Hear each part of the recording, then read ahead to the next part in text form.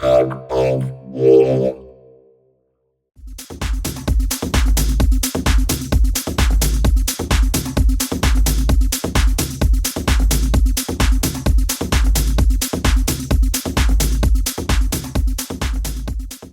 Hi everyone, Robot Man here. Hey, today we're going to make a robot that can compete in a tug of war. That's right, we're going to put one robot on the ground, have another robot on the ground. They're going to be connected with some sort of wire or rope or string, and they're going to see who can be the strongest one and pull the other one over the line. Can you make the strongest robot? Here's some rules for our tug of war.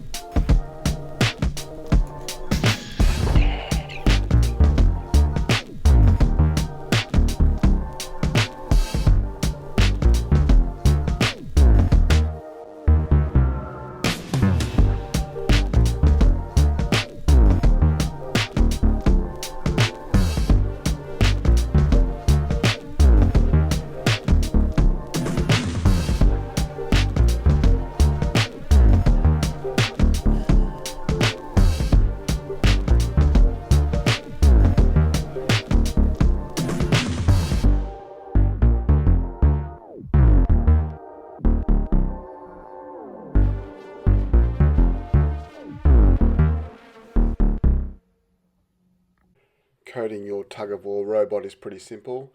We're going to set the movement motors. We need to tell the hub which motors are going to be used as movement motors.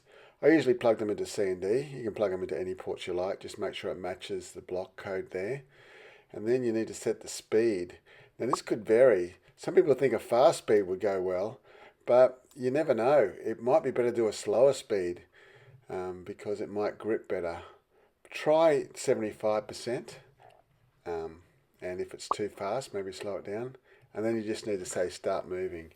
You might need to say start moving backwards. Depends on how you've built your robot. So you might need to fiddle with that arrow, maybe go forwards or backwards. But that's all the coding you really need to have a good tug-of-war.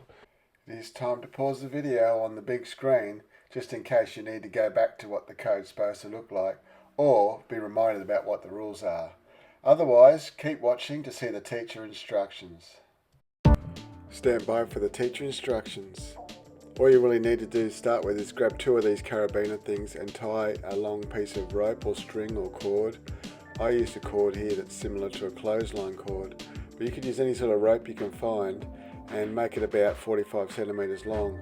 And then on the floor, use 3 lines of masking tape, a big one in the middle and 2 shorter ones, and each of the smaller ones should be about 20 centimeters from the one in the middle.